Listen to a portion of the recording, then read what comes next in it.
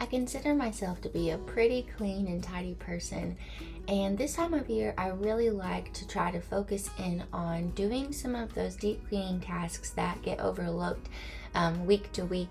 And I told you all before that I really like to do a seasonal deep cleaning, and I have a video that I will link below that I try to keep up with every week. But we had a pretty busy week the last couple of weeks, and so I was unable to really stay on top of everything in my home, and it was starting to eat at me because I don't thrive in an environment that isn't clean and tidy. And so I was really getting into deep cleaning and organizing and purging a lot of stuff that I needed to go through this time of year. Like I said, I like to reorganize and clean and go through all of the closets, go through all of the little nooks and crannies within our home, and just kind of get rid of what we don't need anymore or what has been overlooked. So that is what I was working on this week, as well as getting back into the kitchen and stocking my freezer with some things and my fridge with some good snacks for the week, some healthy snacks for the kids. And so that's what we're doing. And I'm also doing a lot of outside cleanup because this time of year everything is dying back. And so I was out in the yard and on the farm cleaning up this week.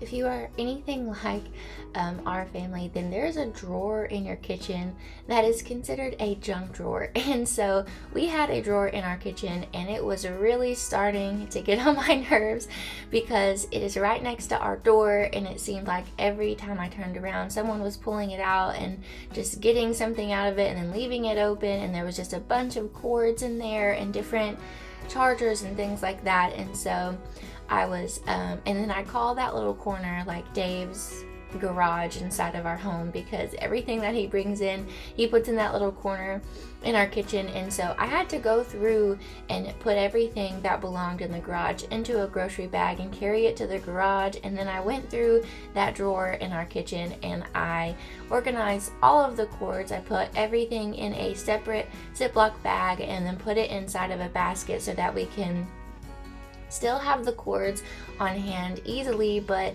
that we would know and they wouldn't be all tangled up together. So that was what I did there. And then I went through and just put everything back into, I didn't put everything back in the drawer. I left the drawer pretty much empty because I don't want that to happen again with the whole junk drawer. That was just driving me crazy. So I organized everything in our cabinets over there, and we don't really use the upper cabinets for anything kitchen related. It's just kind of those miscellaneous items within our home. And I think I've said before that our home is about between 1,200 and 1,300 square feet. And so I have to kind of stay on top of these things. It seems a little bit different to try to just constantly be like going through everything and making sure everything has its place, but it's really important in our home because it is on the smaller side and we are a family of 5 to stay on top of keeping everything organized and everything has a home, and otherwise it just gets out of hand quickly. So that's what I was trying to do, is just stay on top of that drawer in that area in our home. And I went through last week every little area in our home that tends to get cluttered, and I just threw stuff out and reorganized everything, and I feel much better after doing that.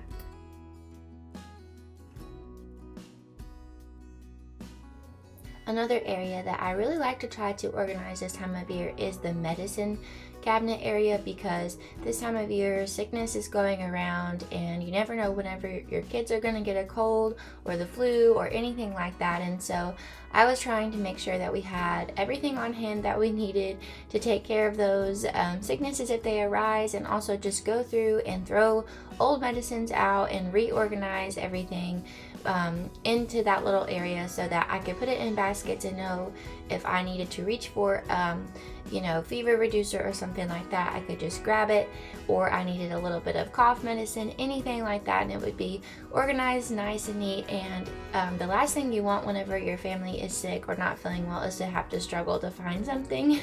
So last year we had a pretty bad winter of sickness, and so I just wanted to make sure that everything was already on hand in case anyone got sick, and it wouldn't be frustrating for me to go in there and find something if I needed it.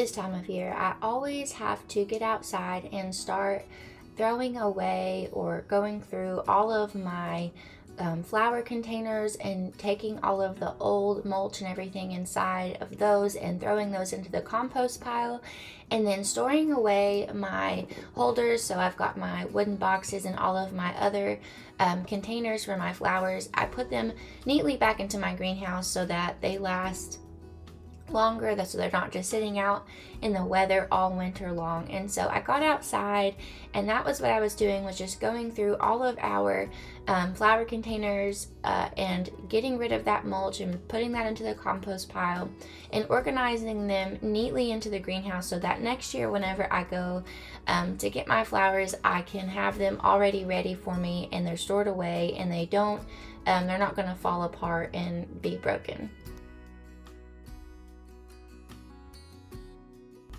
This time of year, I really like to make up some different things that I can just throw into my freezer just to have it on hand in case I need it. So I spend a little bit more time in the kitchen during the cooler months, during the fall and the winter months, and so I had a couple pounds of some ground beef, and I decided to go ahead and mix up some meatballs, and I made some spaghetti with meatballs for supper that night, and it was just me and the kids that night. Dave had a group to go to, and so we just did this spaghetti and meatball dinner, which was super simple. And then I was able to freeze the rest of the meatballs and have those in my freezer, which I can use for mini meatloaves, or I can make some more spaghetti and meatballs, or I can throw them in the crock pot with some barbecue sauce as like a little appetizer. So there are many different things you can do with the meatballs once you have frozen them, but that's what I was doing here, was just mixing that up to have on hand and to have a dinner and then to freeze the rest. To bind this meatloaf together, I ended up using some steel cut oats and then some ground up croutons, and I really loved the flavor of it, and I also really liked how well that everything stuck together whenever I was pan frying the meatballs. They didn't fall apart, and they were perfectly held together with the oatmeal and the croutons. I ended up having quite a bit of meatballs that I could keep for leftovers and freeze, and so I filled this cookie sheet up with the meatballs, and then I decided to flash freeze it. I stuck it into the freezer for about 30 minutes to 45 minutes and allowed the meatballs to freeze before I put them into a plastic freezer bag.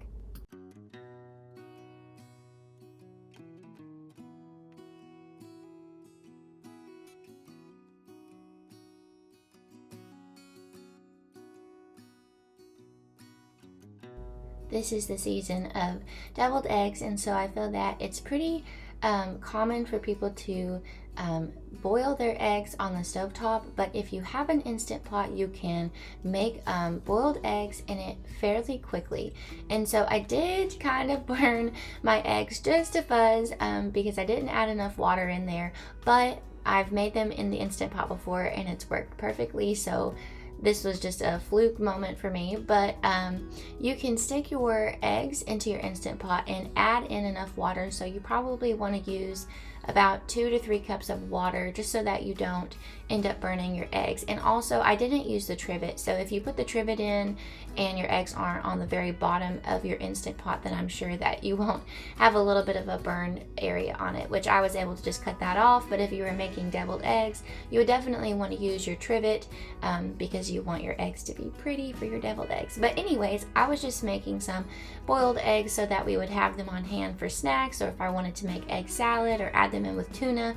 So that's what I was doing, but I wanted to share that you absolutely can use your Instant Pot to make boiled eggs, and it's a very quick and easy process to do.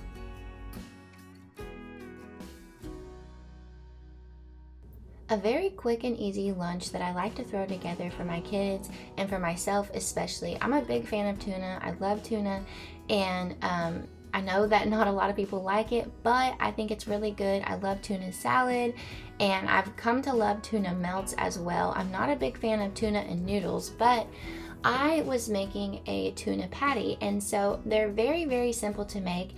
I had a lot of canned tuna on hand, and I needed to throw a quick lunch together for the kids. They're home now, and so I'm trying to get good high protein lunches in them as much as I can. And so I mixed together the canned tuna, some mayonnaise, mustard, a little bit of Italian seasoning, salt, pepper, and I added in a few tablespoons of flour and an egg, and that way I could bind it all together. And then I was able to just pan fry it in my cast iron skillet, and it made quite a bit of little tuna patties, and those can be put on a bed of lettuce for a salad, or you can throw them onto a sandwich, or you can just eat them like my kids like to just hold them and eat them. And so this was a very simple, quick and easy lunch that I was able to throw together. And this is also something that you can freeze. So just the same way with the meatballs, you can lay it flat on a cookie sheet with parchment paper, and you can flash freeze it, and then you can lay them in a plastic bag or a container for your freezer and just separate them with parchment paper, and then you can just take them out and wrap them in a paper towel and heat them up, and then you don't have to worry about lunch for that day. So anything like that I can do that makes it easier for me to get lunch on the table. There are busy days, especially with homeschooling, so this was a really great lunch to throw together, and I think a really wonderful thing to make and freeze as well.